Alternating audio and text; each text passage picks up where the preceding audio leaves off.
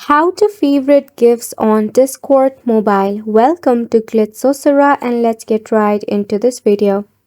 To favorite gifs on Discord mobile, it is pretty simple.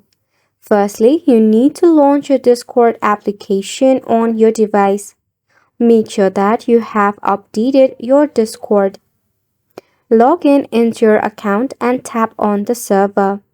To send a GIF, firstly tap on the emoji icon. From the category of GIF, you can select on any GIF you want to send or just search for a keyword. Tap on the GIF. Now once it is sent, to favorite the GIF on your mobile device, press and hold on to the GIF.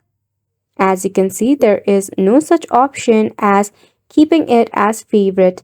However, you can react on this GIF. Just place a heart so that it can be seen as a favorite or you actually like the GIF.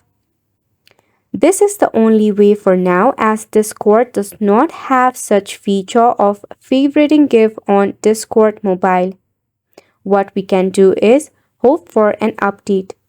In order to do so, you can check out your App Store or Play Store and search for Discord.